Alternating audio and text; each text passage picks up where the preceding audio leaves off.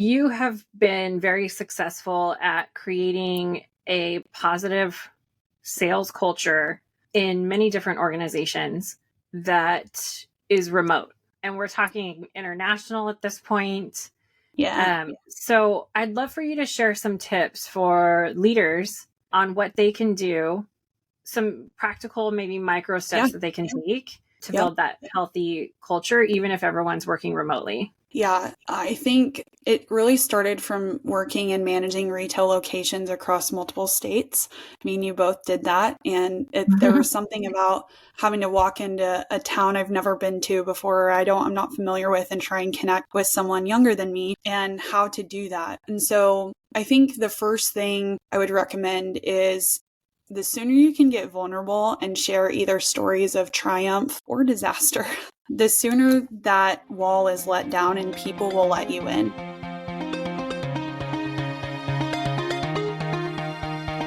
Hey everyone, it's Lynn Durham, and you're listening to Create Magic at Work. Create Magic at Work is on a mission to equip senior leaders with tools they need to be a true quantum leader and actually understand what that means. Improve employee engagement, retain top talent, and transform your workplace culture to have less drama and stress. So let's start making magic.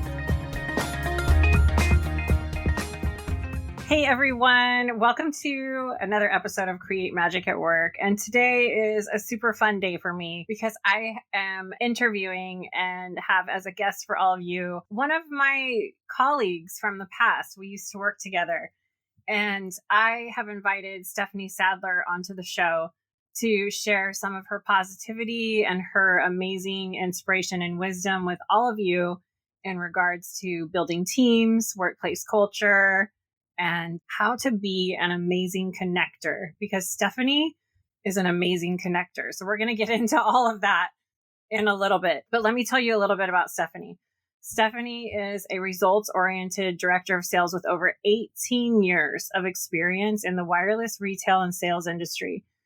She has a proven track record of driving revenue growth and building successful teams. She's developed a range of skills in personal development, retail and account management, communication, forecasting, team building, and project management. Throughout Steffanie's career, she's earned a reputation for positivity, dedication, teamwork, and a strong work ethic. Steffanie has successfully interacted with diverse groups and is comfortable and effective with professionals at all levels. And her main commitment in her life right now is inspiring and mentoring others to be better leaders and better people. No surprise why I've invited Steffanie on to Create Magic at Work. She's also the chair for the Women in Business group in her company, and very passionate, as I mentioned before, about driving positive and healthy workplace cultures. Steffanie, welcome to Create Magic at Work. Thanks so much, Amy. I'm so excited to be here. It's crazy to think about the years. And actually, I saw today that I think it was over 6 or 7 years ago, we were in Utah together at a work event. So this is just full circle. I'm so excited to be here. Yeah, was it? I think I saw that too. It was we were in Park City. Yes, right? During the exactly Sundance right. Film Festival. Oh Yeah. gosh, that was a fun time. I posed as a celebrity, I remember, with fake security as part of our workplace, part of our workplace fun bonding times. Absolutely. Oh, good times. Steffanie, is there anything that I missed in the introduction that you want to share with the listeners? Good question. I don't think so. It's hard hearing your bio yourself. And I think hopefully in today's discussion, we'll talk about, we're our own worst critic. And so when I was listening to that, it's just almost surreal just listening to some of the words, that are describing myself. It's just kind of crazy. So nothing that you missed. Had a really long career in just leadership, and I'm so passionate about it and can't wait to dive in today. So, yeah. So what made you passionate about leadership? Like, was there a specific moment? Has it just been something gradual that's happened throughout the years? Why are you so passionate about leadership? Yeah, great question. I had a mentor that he saw something in me I did not and challenged me to read a book. It's a John Maxwell book, 15 Laws of Growth. And he said, I want you to read this and I want you to implement things from this book. And I'll tell you, focusing on, one-on-one learning and one-on-one development, I skyrocketed in just my impact every day, whether it was with my customers, because we all start somewhere, whether it was with my customers or it was with a colleague and bringing them up when they were having a bad day.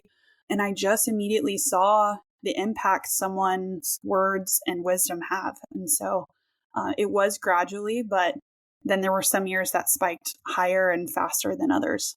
So, yeah, I'm noting for myself and for everyone listening how you mentioned you had a mentor that really sparked something within you to pursue being a leader yourself.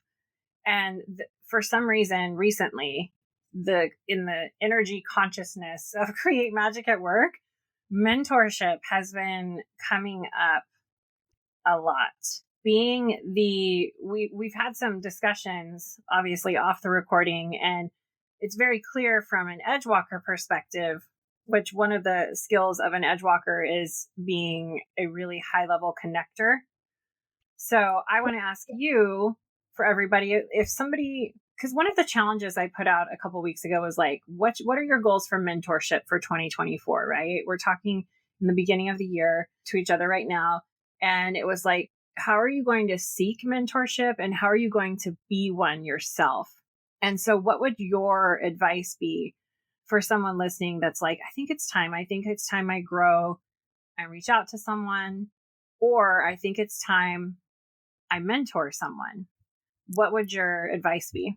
Yeah, I actually would say do both, because they are both very different journeys. Being a mentor for someone, you get to see and speak like life and hope into what they're talking about or what they want to do. You get to ask great questions. When it's reversed, when a mentor is mentoring you, then they get to ask the tough questions and get to expand your thoughts. So I would say put yourself out there. And if you think highly of someone in your life, ask to have lunch with them. If you can do face-to-face, I'd recommend that first. If not, we live in an amazing world where you can video conference, but it simply takes the first step, and then just be open to listening. I think that's like one of the biggest things about mentoring is being a great listener when your mentor's speaking, because they see things, they just see you differently, I would say, than you see yourself. Yeah, I love that. I think listening on all sides, right? Like even when a mentor is mentoring someone, deep listening is always a really great skill. Yeah. Just that exchange of deep listening, I think, is really important. And I think it's a really good call out to think about if you're someone that's being mentored, if you have a coach like me, or if you have a mentor that's a leader in a workplace for you, think about how you can be a mentor for someone else too. And then that ripple effect really starts happening at a rapid level. So on that note, you have been very successful at creating a positive sales culture in many different organizations that is remote. And we're talking international at this point.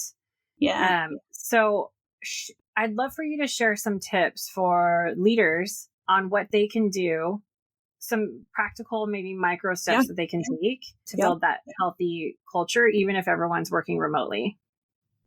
Yeah, I think it really started from working and managing retail locations across multiple states. I mean, you both did that. And there was something about having to walk into a town I've never been to before, I'm not familiar with, and try and connect with someone younger than me and how to do that. And so I think the first thing I would recommend is the sooner you can get vulnerable and share either stories of triumph or disaster, the sooner that wall is let down and people will let you in, and they'll start sharing about their family or their partner it usually leads to a really powerful discussion. And then it makes a leader, instead of a title, it makes them human again.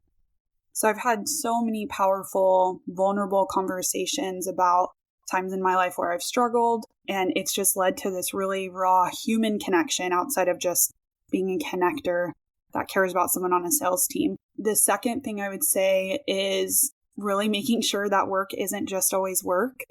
I think that's one thing that I've really tried to implement is a meeting doesn't always have to be about numbers and close rates and what you're doing today for the business. It can literally be about, let's talk about our pets or your favorite app that motivates you or helps you throughout your day. I'll tell you one thing early on in my career that I actually still today have this note in my phone.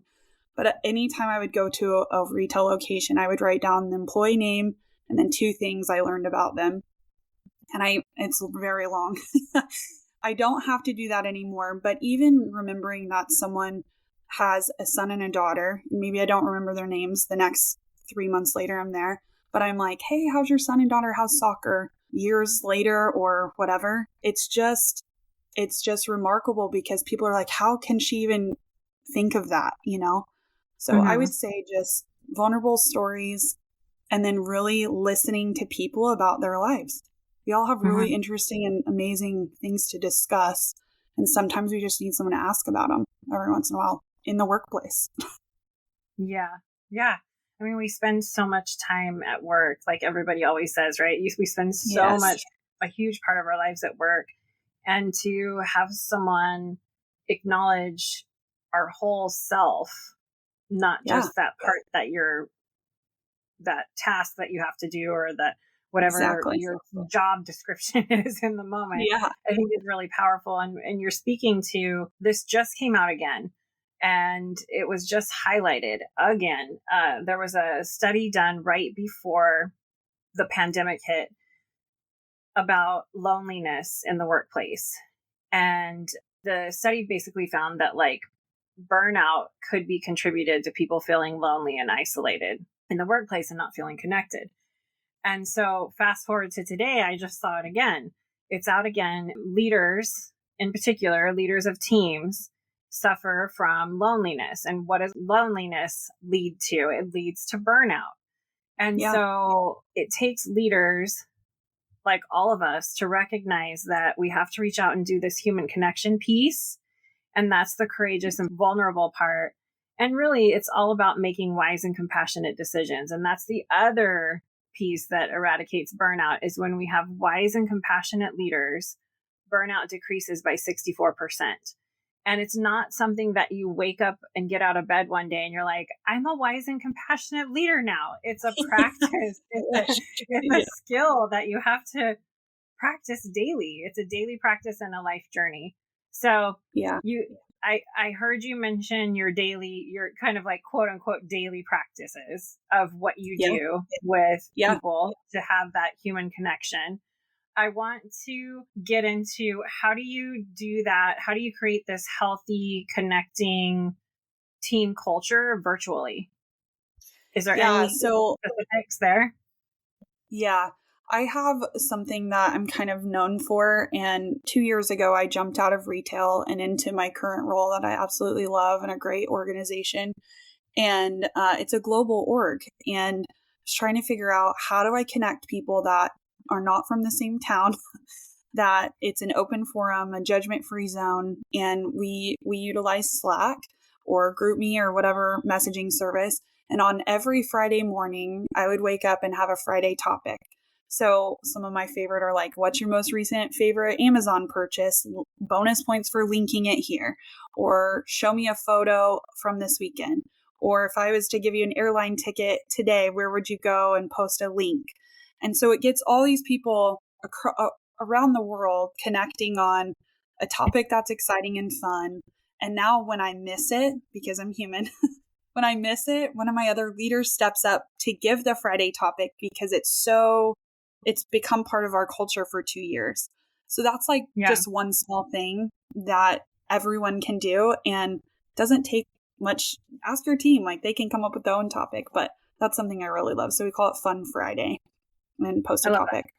I can't wait to see your Edgewalker profile. I know you recently took it and it's available on createmagicatwork.net in the shop, but we haven't gotten your report yet. But it's coming through. And the example that you just shared is how to incorporate playfulness into the workplace. Yes.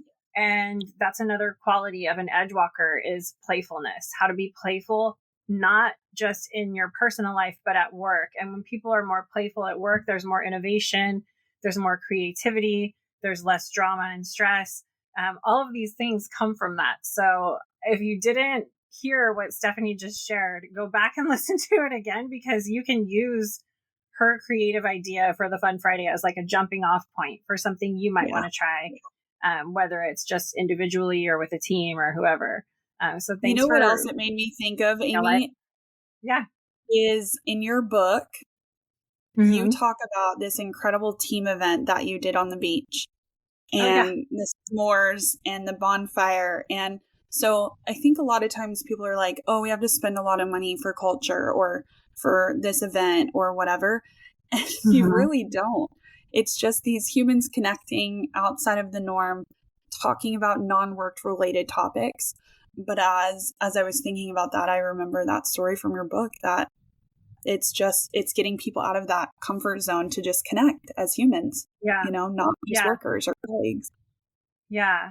And often it's the leader that has to take that step forward and kind of like take a breath and exhale and be like, okay, I'm going to do this human connecting activity, because it's more uncomfortable for you to start leading it than it is to actually do it, because that's the vulnerability and the courage piece, right? Yeah. So that's why, I mean, that's why I created the journal prompt card deck and all these different things, so you can have a little tool that helps you take that step forward. Thanks for highlighting that. Yes, of course. I want to talk about women in leadership, because you and I both have worked in the past. When I was the president of our women's ERG for our former company, and then now you're on the board of the women in business group at your current company. What do you see right now as far as growth, actual implementation of things happening, at least within your world? Can you share anything if somebody's out there like, wow, I really want to have a higher percentage of women leaders in my organization. We just can't figure it out. What are some ways that you have found that have been helpful? Yeah, I love this topic. I think sometimes organizations, or I've witnessed leaders say, oh, we just need to hire fresh talent. And sometimes I think most of the time, the talent is sitting right under someone's nose. They just haven't even talked to the person about what they want to do or their dreams and aspirations at the organization. Just from my experience, I think really trying to feed into someone's dreams about and letting them dream at that current org. Steph, where do you want to be in 3 years? Like, let's talk through this. A lot of times, especially women, because I am one, we have a hard time getting out of our own heads and saying, oh man, I can do this, or believing in ourselves sometimes. I also just think in general, and this was something I struggled with, was just like the societal expectations, for me were really challenging. Like I have 2 boys. I would love to spend more time with them, but I really love and get filled up when I'm working and when I'm impacting people outside of my home. And actually in my life, my husband is actually a stay-at-home dad and has been for 8 years. And we're rocking the boat with it. And it's working wonderful for our family. And so in regards to growth, I would just say, talking to the people in your workplace that you see even a hint of, oh man, she can do this or he can do this, go check in on that and have someone check in on what they want to do, because sometimes it's just that conversation that needs to take place, and then pair them up with a mentor. And that mentor will quickly find areas of opportunity to help them through, but then also really shine a bright light on what they do well and share those things with them too. Yeah. What are some of the things that you identify as possible trainings or topics that people are interested in when you're running like the Women in Business group? Yeah, good question. We get imposter syndrome all the time. And what I love about hosting, we host coffee chats for all to Mhm. attend in our org, but that happens to everyone. And so I would say imposter syndrome, we talk a lot about. We also talk a lot about work-life balance and how to be a dog mom and a mom with children, and how to travel, unlimited, how to use your PTO wisely. Like, how do you balance it all, and try and give some tactical things there. I would say that imposter syndrome, though, is probably something I've, over the last 2 years, especially, I've been asked the most about. How do I combat this, Steph? Like, what are some suggestions you have? I think that one for sure takes the cake. Mhm. Yeah, I want to talk about imposter syndrome. I recently did a workshop with your Women in Business group. Thank Yes. you for having me. It was like Oh, super fun. amazing. And we touched on imposter syndrome. And I have a lot of ideas about imposter syndrome, but in particular, I'm not really sure if women that say they have imposter syndrome actually have it. I'm wondering if, because imposter syndrome by definition is a psychological thing where you would need psychological help for. It's Hmm. where you feel like you're a fraud. People might find you out. And I want to challenge that for all of us women to maybe say, is this imposter syndrome, or is this lack of self belief? And if it's imposter syndrome, that's okay. If you really are starting to feel these psychological symptoms of, I'm a fraud, people are going to find me out, I shouldn't be in this room, I need X amount more certifications before I get here, or is it I just need someone to help me believe in me. Like you mentioned, the mentor part, Yeah. right? Yep. And I want to challenge all of us to look at that, because this imposter syndrome notion came out in the 70s from a couple of doctors. And I'm curious. I mean, you can share your thoughts on this, Yeah. but what happens with imposter syndrome, and there's a Harvard Business Review about this, is it puts all of the onus on women to fix it. And I have a problem with that, because a lot of us are working in systems that were not designed for us. They're old, antiquated systems Yeah. that just don't work anymore for the diverse workforce that is out there that can help you thrive Yeah. and innovate. I like went off on a tangent right now, but so like the question would be, is it imposter syndrome, or is it self belief? And if it's truly imposter syndrome, please seek help, right? Yeah. If Yes. it's self belief, that's where you and I would come in as a coach or a mentor or a leader. Absolutely. So after I've painted that picture, what are your thoughts on the women you're interacting with as far as what that is or what that looks like? Yeah, I would say the bulk of who I've mentored or spoken with, at least in the last 2 years, is self belief. That Mm-hmm. they do not believe in themselves. They do not have the confidence or the faith that they can do it, that their abilities are enough, that they are worth it. I think boosting someone's self confidence with some recognition. I think plenty of Mm-hmm. corporate America does not do enough recognition. People don't always want a bonus. They would like a shout out on LinkedIn or a phone call or, something special like that. But for me, what I see the most is definitely the lack of believing in themselves, and their self worth is at risk. And sometimes I've just been so lucky to have people in my life that come back and say, empower the decision you're about to make, or to empower what you want to do. And instead of giving you the answer, they're like, well, you tell me, like, what is how are you going to solve this problem? And they empower you to build up that confidence yourself. So I would say it's self-belief more than imposter syndrome from my viewpoint. Yeah. And I think that's a really great point that you make in regards to especially now more than ever, people are craving feedback, right?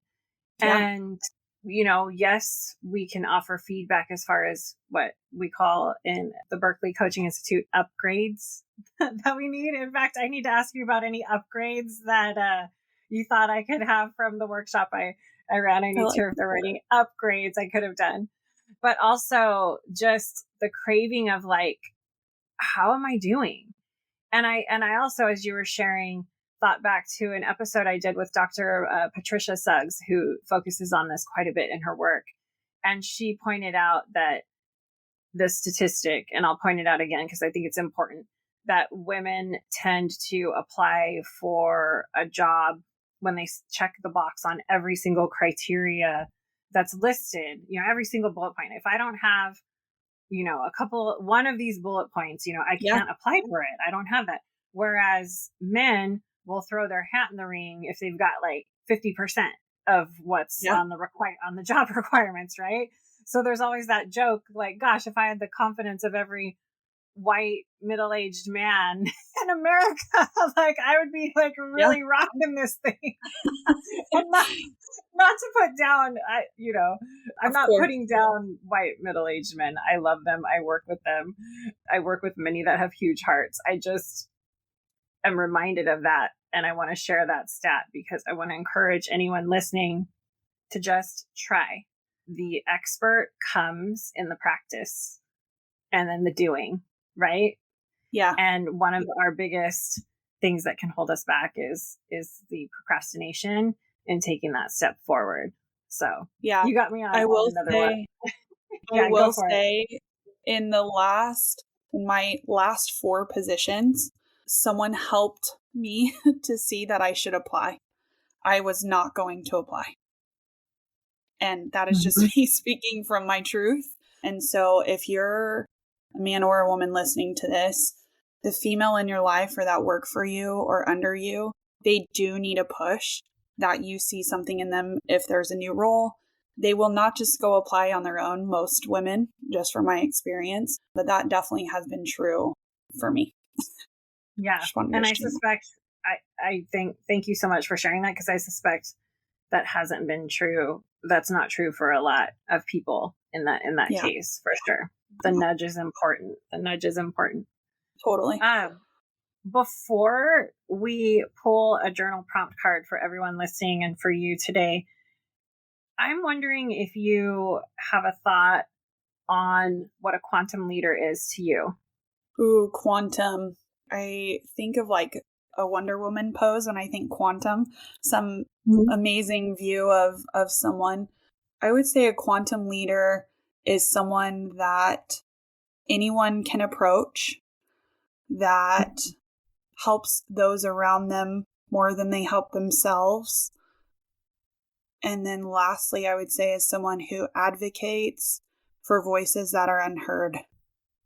Love that. Yeah. Okay, I'm going to pull a card for everyone listening from the Create Magic at Work journal prompt card deck that you can find also in the shop on createmagicatwork.net.